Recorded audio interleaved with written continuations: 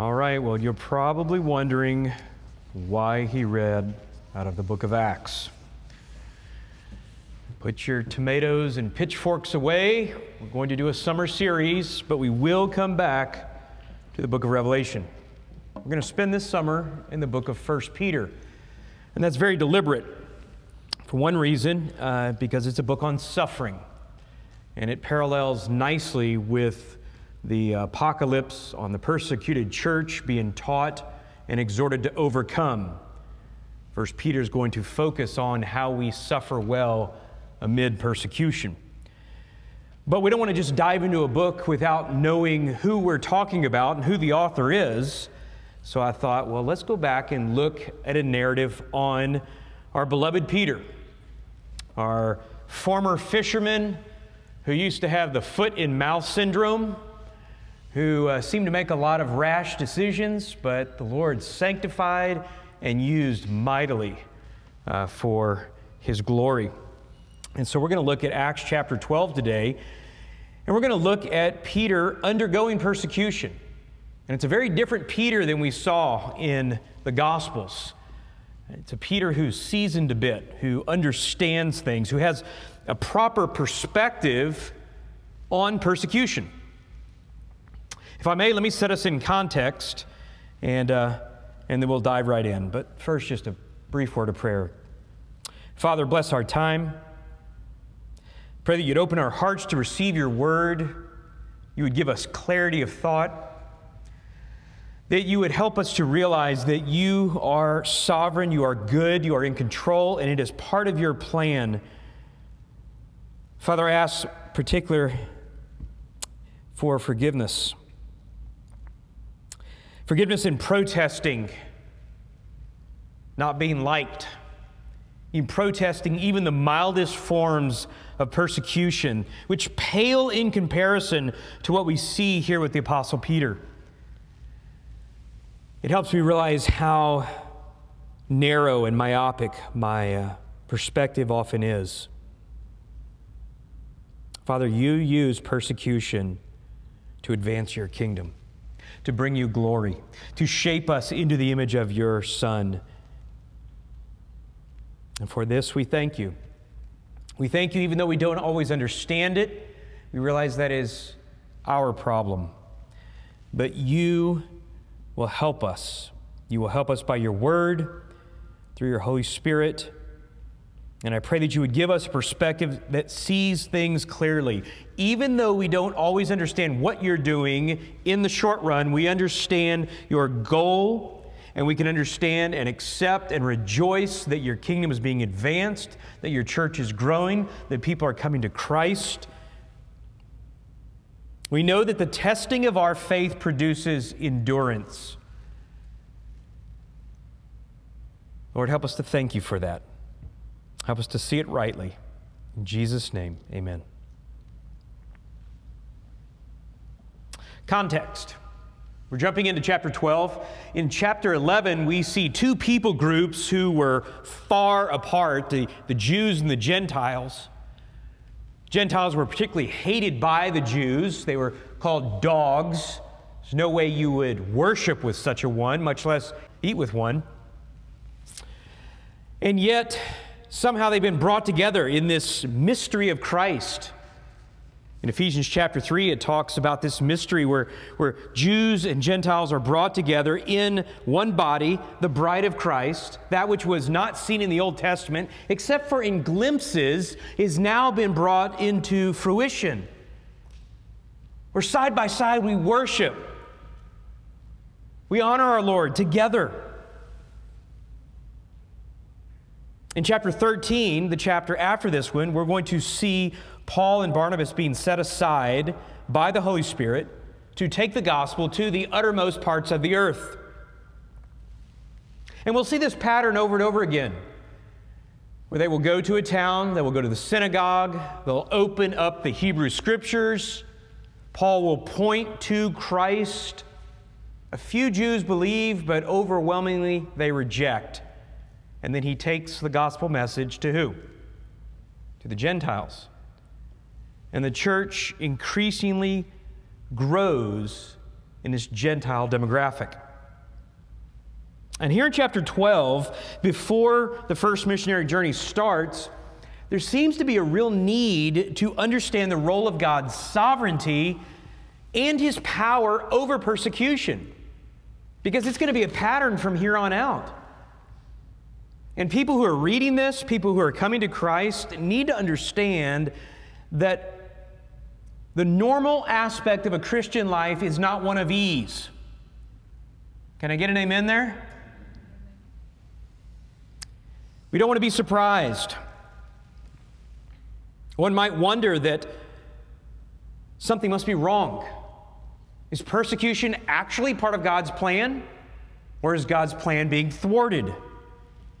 Is God actually powerful enough that such aggression will not inhibit the advancement of His kingdom? In fact, they need to understand that it is this persecution that oftentimes fuels the advancement of the church. This also becomes a template for how we as a church should respond in times of persecution.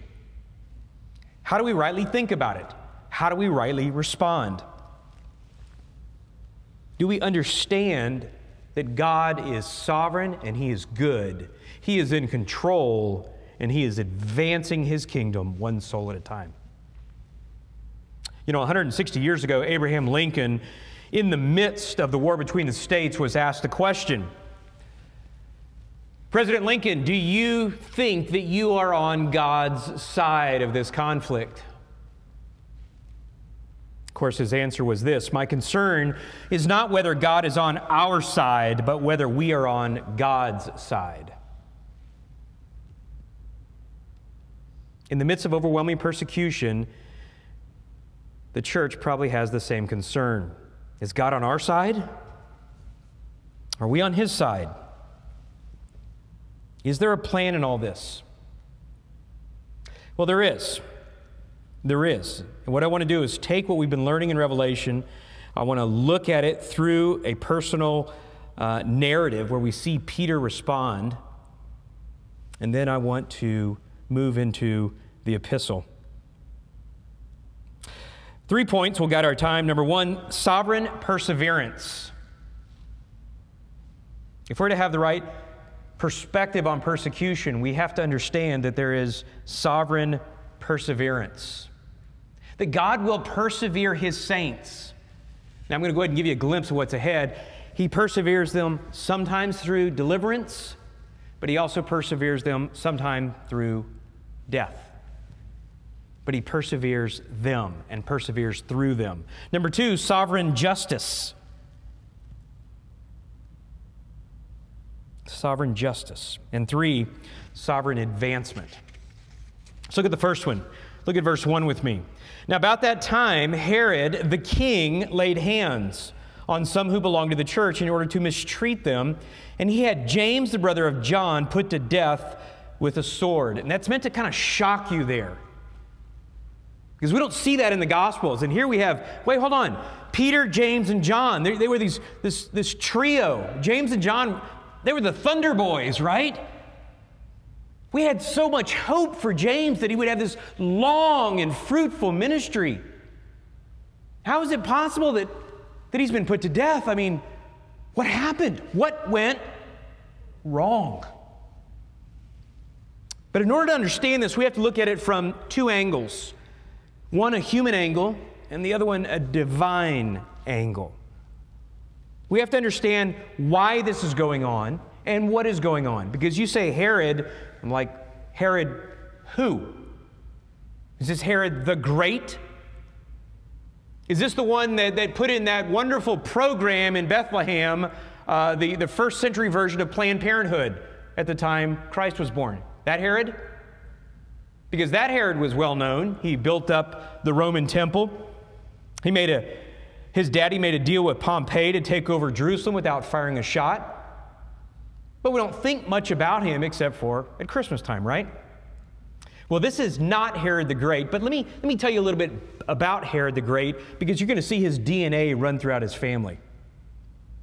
You know Herod the Great slaughtered all the baby boys under 2 years of age in Bethlehem. He was always paranoid about ensuring his position as a king. So when the Magi show up and say, "Excuse me, can you tell us where the King of the Jews is?" He's like, "Whoa, whoa, whoa, that's my title. That's my title." He had killed his high priest, which was his brother-in-law, his own wife, his mother-in-law, his grandfather, drowned 2 of his sons, and had a 3rd executed to ensure the protection of his throne. But that's not the Herod we're talking about here. Could it be Herod the Fox? Right? That wasn't his title, but that's what Jesus called him. That fox, the one who beheaded John the Baptist. No, it wasn't that one either. You might write down, this is Herod Agrippa the First. But what I wanted to do in explaining those other 2 is that the Herods are like the Corleones of Palestine. They are a thoroughly corrupt family. And Herod Agrippa the First, this one here who killed James, is no different. He was educated in Rome, basically a playboy. It reduced him to poverty because he ran up so much debt. He insulted the Caesar, Tiberius Caesar, which bought him time in the pen. He had one saving grace, though. He had a classmate who would come back to sort of redeem him, a guy named Caligula. Caligula commuted his sentence, gave him a throne, got him out of jail.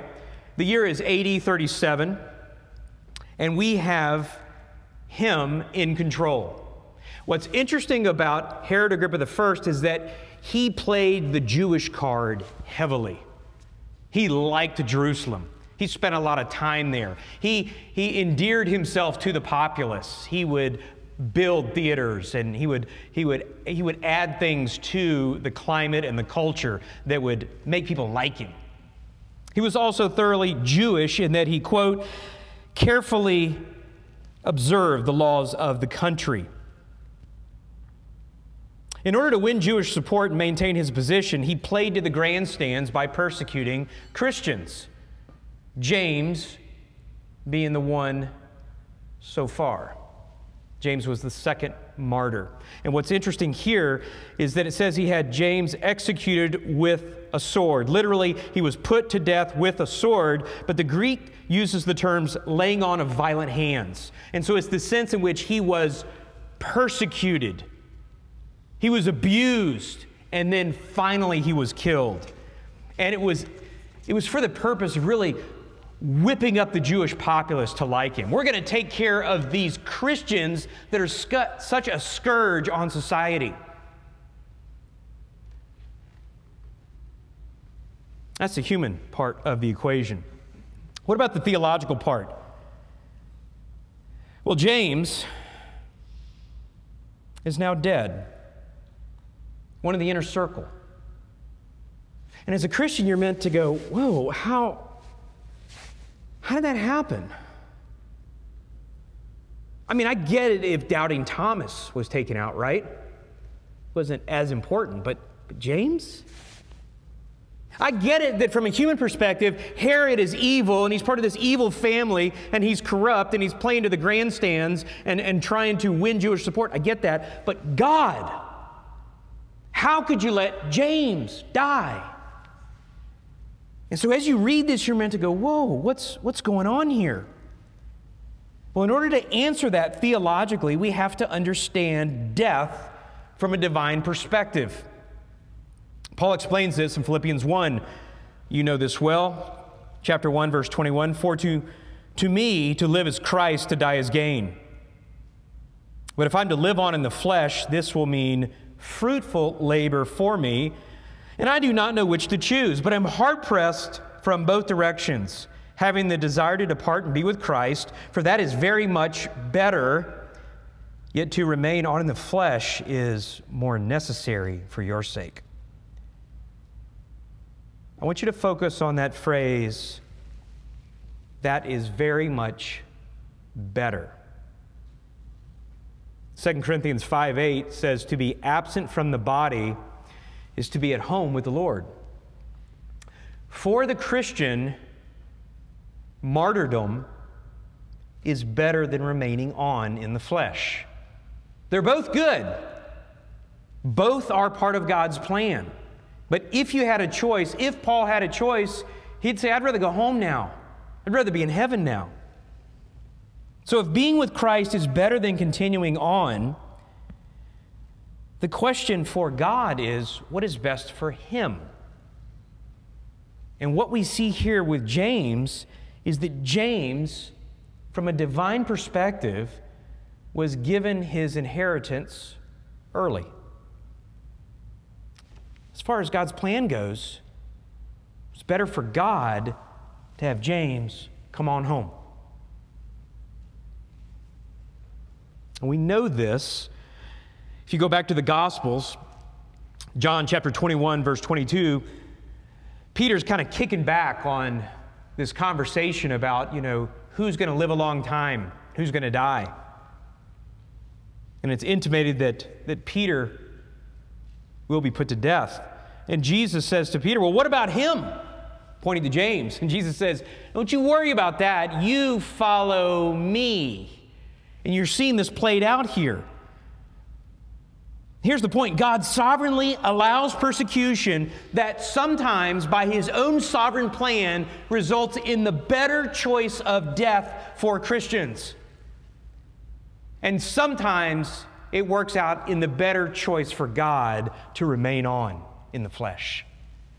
Either way, he perseveres them till the end and preserves them for a final inheritance. Does that make sense? And so while we look at Herod and how difficult and evil and what's going on in the persecution, we have to remember God's not only on his throne, but he has already orchestrated the best for his glory and our good. And it's different. It's going to be different for each one of us. We don't know what we have ahead. But God forbid that one day we lose someone to martyrdom. We don't need to collapse under the weight of this. We have to realize God was on his throne, is on his throne, and made this plan, and he gave that inheritance early. And for those of us who remain on, we press on in his strength by the power of the Holy Spirit. God, and here's the point, always powerfully preserves his saints. Now listen to the Apostle Peter in his first epistle.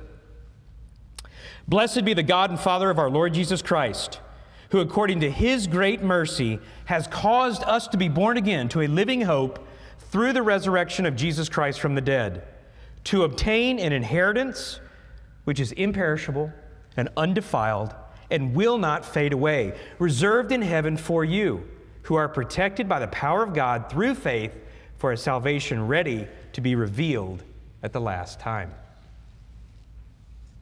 Or as we often say, no one is able to snatch us out of the palm of his hand. So there is the sovereign perseverance through death, but now watch this. There's the sovereign perseverance through deliverance. And once you start to understand this text written this way, James first is taken out. Peter second is delivered to continue. So verse 3 said that James's execution brought Herod so much political clout, he thought, hey, I got to try this again. Who's the next guy on the list? Peter, James, John. Let's go for Peter. So he has him arrested. And now we see Peter kept in prison, verse 5. Look how he is kept in prison. It explains 4 squads of soldiers, 16 guards, most likely in 3-hour shift rotations, no less than 4 men standing or sitting around him every hour of the day, 2 of them most likely chained to him. That's a lot of worldly power. That's a lot of persecution. And this is during the time of Passover, so though he can't try him with the kangaroo court yet, though he can't execute him yet, it's creating great anticipation with the Jews. They're excited about this. So Herod's playing this thing out. Hey, I got Peter in jail here. You know what's coming. We're going to allow a live feed cable in that courtroom. We're going to find him guilty. We're going to execute him. And we Jews, we're going to continue on. We're going to keep this place pure. So verse 5 again. Peter was kept in prison. But then there's this but.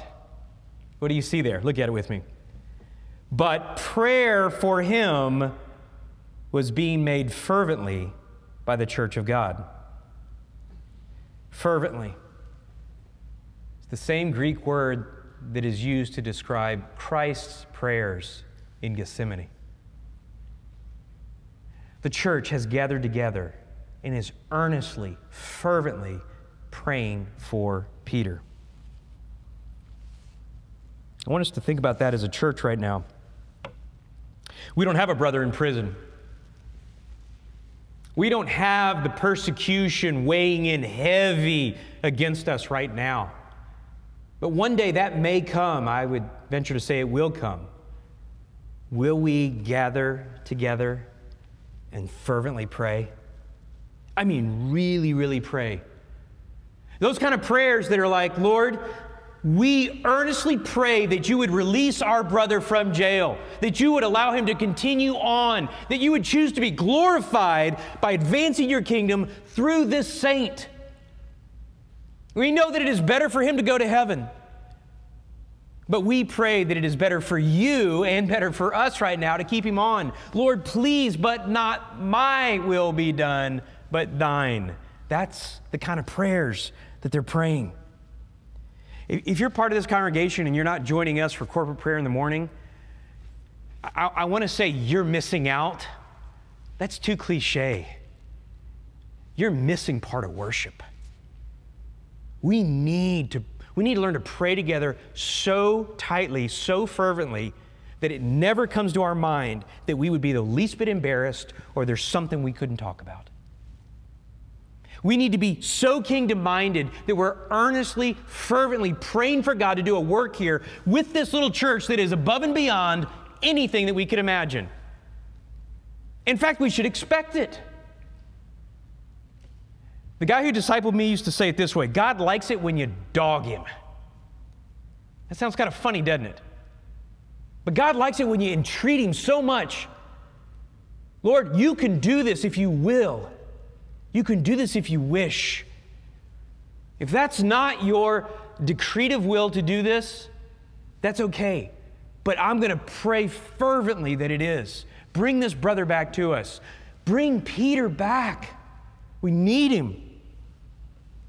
Now look at the action in verse 6.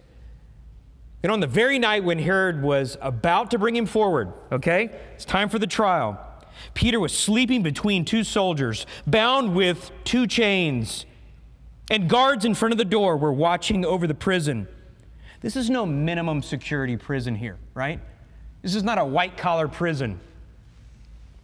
And behold, an angel of the Lord suddenly appeared, and a light shone in the cell, and he struck Peter's side and woke him up. Get up quickly. Imagine what that was like. I mean, I've seen what these jails look like. I mean, they're just carved out of the rock. There's no electricity. You got to bring in a torch. Even at best, it's dank, it's dark. The walls aren't straight, so there's lots of shadows. And all of a sudden, there's this heavenly light switch that goes on. And the place is illuminated like some sort of lab. And the angel walks up and goes, Peter, get up. Now, why should that surprise us? Peter's sleeping. If you knew you were about to be on trial for your life in the morning, do you think you'd be sleeping? Peter's snoring here.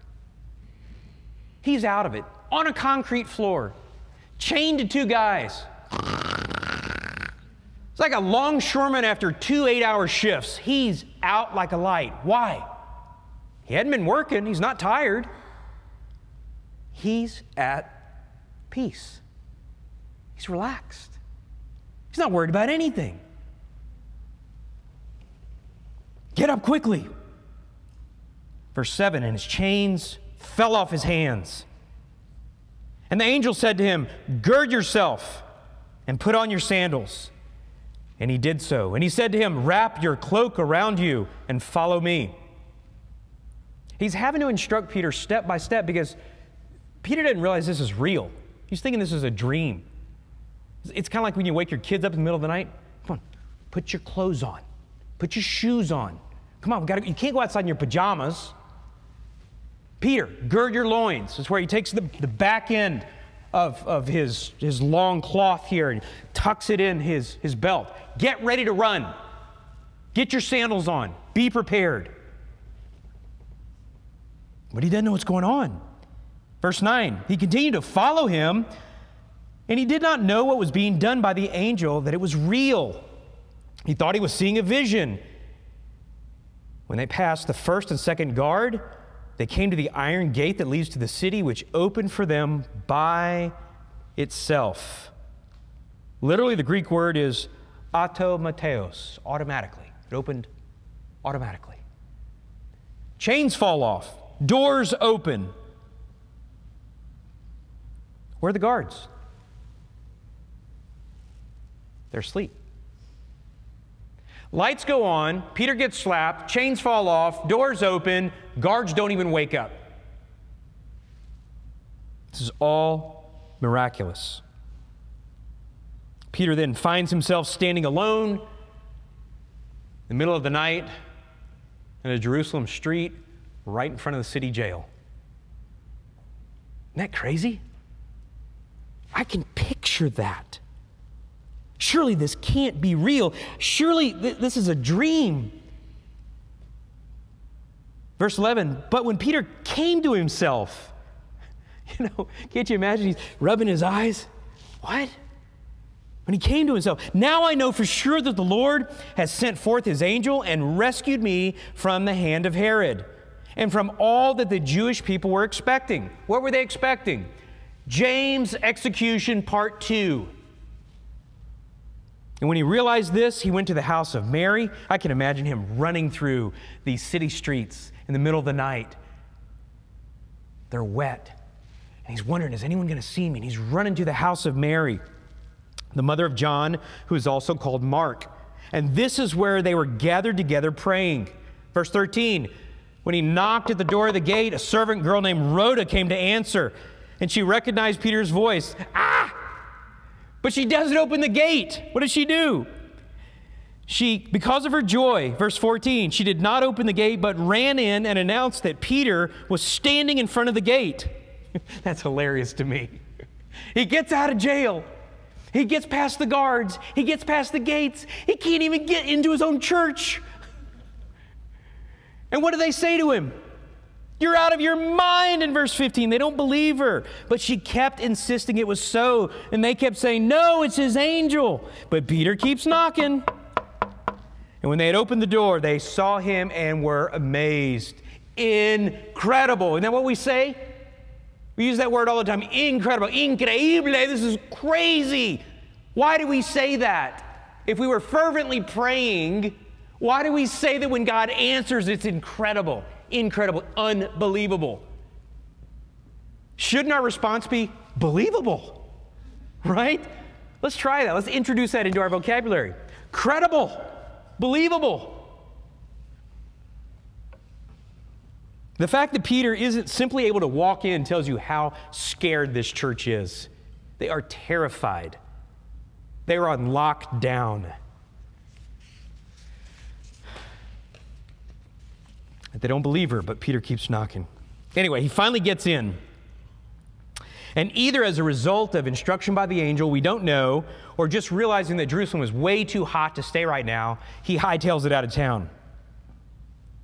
And you can imagine the fear among the Romans when dawn awakes and the soldiers realize this guy's gone. The gates are still locked. And they've got a court-martial. And of course, you know, if a Roman soldier lost his prisoner, without question, he was to be executed. And that's exactly what happened.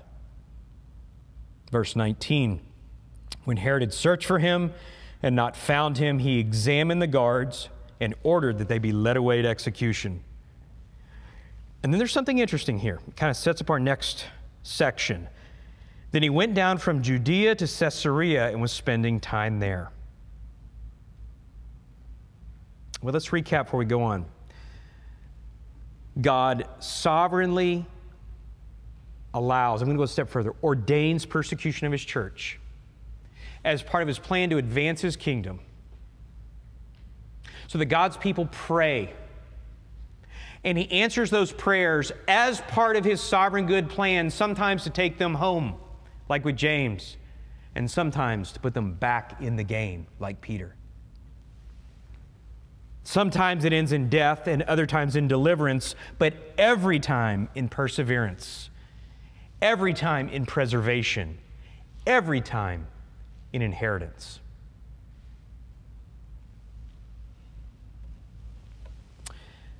But look at our second point. Sometimes we feel that evil goes unpunished. If you caught that little bit in the last of verse 19, it says he went from Judea to Caesarea and was spending time there. I don't know if Herod was licking his own wounds or what was going on, if he decided to go to one of his other homes, but this was a defeat to him. And it's going to set up an answer to another question the persecuted church has, a question that we may have, and that is, does it sometimes feel that evil goes unpunished? Does it sometimes feel like God's timetable is a lot longer than we wish it would be when it comes to vindication? What have we seen in the book of Revelation? How long, O Lord? How long before you vindicate us? How long before you execute justice on the wicked, on those who have harmed your church? Herod killed one of our own. He imprisoned another. He's not done. Lord, how long? It makes you wonder, is God going to let evil continue on? It was the question of the prophet Habakkuk. And if you've ever read his 3-chapter book, this question comes out right off the bat. How long, verse 2, O Lord? How long will I call for help and you do not hear? How long I cry out to you, violence, and yet you do not save? Do you remember the answer he gets? It's not one that he really wanted. Starts out good. God says, oh, I'm doing something in your day that you wouldn't believe it if I told you. Habakkuk's like, great. You're going to take care of this? Our people are behaving badly? You're going to judge them, right? He says, yeah, I'm going to judge them. But I'm going to use a people more wicked than Israel to do so. Whoa, now hold on. Not exactly what I wanted. And what we see in that book over 3 chapters is that Habakkuk learns to trust God no matter what. He learns to understand that God will deal with evil, but not always in our time or in our way. But as the persecuted church, sometimes they're wondering, will there be a reckoning? Will God handle this? And so there's this little narrative within a narrative that explains that. Let me tell you the story. Look at verse 20. It's talking about Herod. He was very angry with the people of Tyre and Sidon. And with one accord they came to him, having won over Blastus, the king's chamberlain. They were asking for peace because their country was fed by the king's country. Now Herod goes from Judea to Caesarea. He's probably licking his wounds from this defeat, and he occupies himself with other frustrations. We don't understand exactly what's going on here, but we know Tyre and Sidon are Phoenician cities to the west. And we know that Herod, his country, provides them with grain. And Herod has either cut them off with sanctions, or he's inflated the grain prices so much that they're starving. They can't afford to buy them. And so emissaries from their country have either bought off one of his men in his cabinet, the king's chamberlain, or they've endeared themselves to him so much that they get an audience with Herod. And they basically cry, Uncle, what do we need to do to be able to get our grain? What do we need to show you that we are your friends and not your enemies so that you will start selling to us again? Well, whatever they say, apparently they come to a deal. Herod agrees to it, but not before getting his ego stroked. And so it seems to go something like this. Okay, we'll work out a deal. I'm going to start selling you the grain again. But I want y'all to stay for a state reception in my honor. And I want to see you honor me and have the world know that you respect my authority. Pick up in verse 21. On the appointed day, Herod, having put on his royal apparel, he's going to make the most of this, took his seat on the rostrum and began delivering an address to them. This is kind of like the music artist that can't get anyone to buy his albums and finally has to have his own concert and pay people to come and listen to him, okay? So he has this speech, and he dresses up in this royal apparel. Historian Josephus writes, Herod put on a garment made wholly of silver and of contexture truly wonderful. And then he came into the theater early in the morning, at which time the silver from his garment, being illuminated by the fresh reflection of the sun's rays upon it, and it shone out after in a surprising manner. Simply put, he walks out in a robe that has silver lining threaded throughout, and he does so at just the right time of the day, so it hits and blinds everyone. And he looks majestic. And of course, he's prepared a speech that he knows will win over the crowd. And the people kept crying out, verse 22, the voice of a God and not of a man. Now, that's not a good thing, because when you call yourself king of the Jews and you allow people to call you God and functionally worship you as God, that's called blasphemy. Josephus said, he did neither rebuke them nor reject their impious flattery. Verse 23, and immediately an angel of the Lord struck him because he did not give God the glory, and he was eaten by worms and died. That word struck him is the same word used of the angel striking Peter to wake him up. God's emissaries, God's messengers, strike his children for encouragement and strike the wicked for justice. The touch of God awakens his children and puts to sleep his enemies. Now, I could read you the medical description here of what happened with explanation of tapeworms and ruptured cysts. You nurses in the crowd, y'all would be okay with this. The rest of us, we'd start gagging. So I'm just going to let it go. But let's leave it at this. This is no accident. This is disgusting. He did not fall asleep quietly. And in fact, he writhed in pain for days before expiring. Gamaliel, the Pharisee, said it well just a short time ago in Acts chapter 5. But if it is of God, you will not be able to overthrow them, talking about Christians, the church, or else you may be even found fighting against God. The persecuted church is meant to look at this and say, God, are you ever going to deal with evil? We got brothers who are dying. We got others who are being put into jail. This seems so unfair. Are you asleep at the wheel? And God says, no, not at all.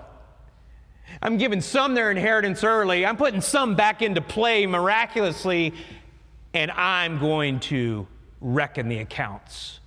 Don't you worry. And they get a glimpse here. They get a glimpse of evil. Evil that not only hurts Christ's church, but evil that steals God's glory. And he deals with him. I'll promise you, as bad as the worms were, as bad as this death was, waking up from it was much worse. We can rest assured as a church that above all worldly powers, above all worldly persecution, above all governmental threats, God is still on His throne. And He will reckon accounts in the end. It won't always be on our timetable. It won't always be something that we can even see, but we can rest assured. And the bigger point to all this is our third one, sovereign advancement. Look at verse 24. But the word of the Lord continued to grow and be multiplied. No matter what the world brings against us, no matter how many people die, no matter how many times we seem to lose, God wins. Remember Christ's own words from Matthew 16. I will build my church, and the gates of Hades will not prevail against it. It's how God works. It's the way He does things, isn't it? I mean, think about it. By worldly standards, Christ lost. By worldly standards, Christ lost at the cross. Herod won, Pilate won, the Jews won. But by heavenly standards, God uses the weak things of the world to shame the strong. The things that are not, the things that are mean, that are lesser, that are stupid, to shame the wise. Because God gets all the glory. What man means for evil, God means for good. And God advances His kingdom. It was Tertullian that said, the blood of the martyrs is the seed of the church. When we are in desperation and we feel like we're just losing and it's not working and people are dying and the church is getting smaller, we can't look at it with human eyes. We got to look at it through divine lenses. The church is not getting smaller. God is advancing His kingdom. Yes, He's separating the wheat from the chaff. It is a narrow road. But God is advancing His kingdom one soul at a time. And just because things are getting more difficult doesn't mean that people aren't coming to Christ. Doesn't mean that you're not growing in Christ's likeness. Angels are rejoicing in heaven. People are repenting and believing. The church is getting stronger. The world seems to be getting stronger, but it is no match for God. And there will be a reckoning. We have not suffered to the point of shedding blood, have we? Well, let's spend just a few minutes and practically apply this. One, how do we understand persecution so that we think rightly?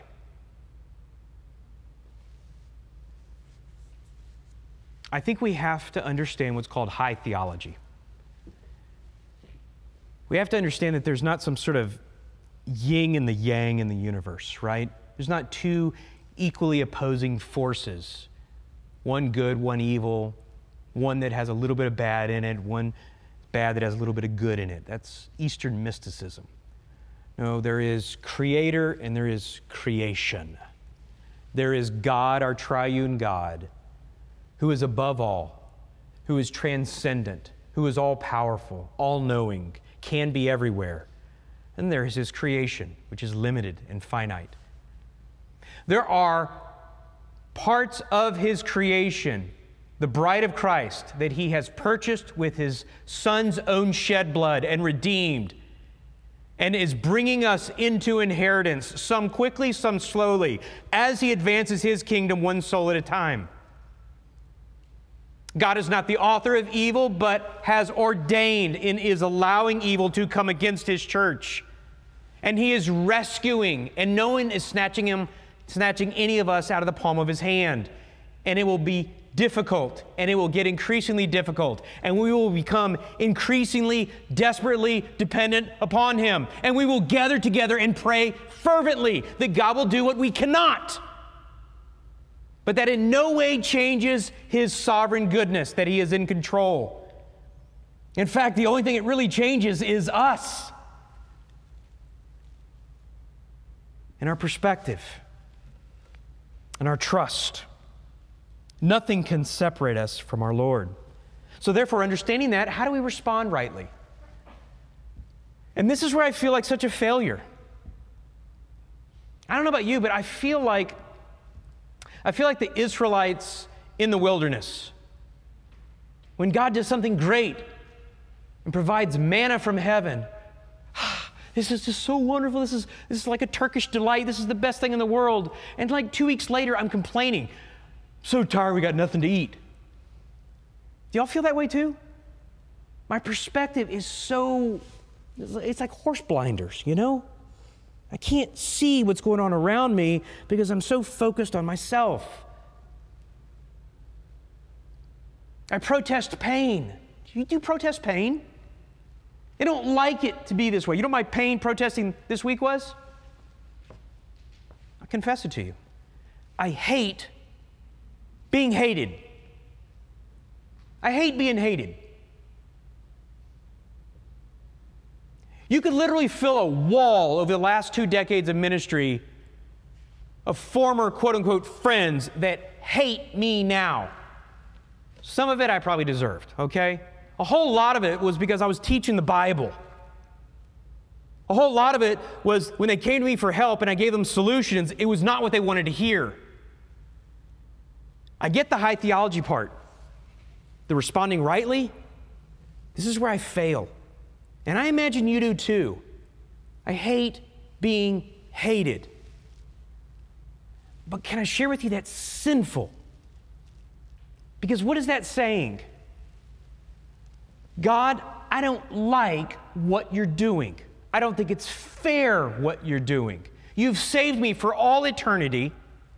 You've given me this wonderful life and ministry, this journey to go through as we move towards heaven, and I don't think it's enough.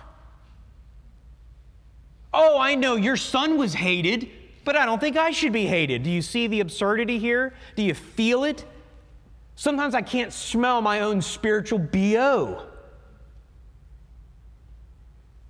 I need to take a step back. If God gives us nothing else other than suffering from this moment forward, shouldn't we be okay with that? Shouldn't we rejoice that He's using us? Shouldn't we see it as an opportunity to come together and in desperate dependence, cry out to Him fervently in prayer? No, I mean, I think it's a gratitude thing. And so I'm entreating you this morning to challenge me, to let me challenge you. And let's take it from this high theology about understanding God's sovereign ontology, His goodness, and let's bring it down to practical. I receive it. I embrace it. I'm thankful for it.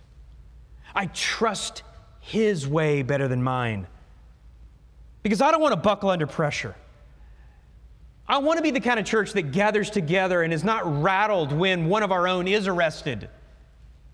And we see this as an opportunity. What's the Lord going to do? Both are a win.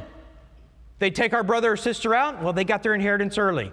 They put them back into the game, praise the Lord. Credible, believable, right?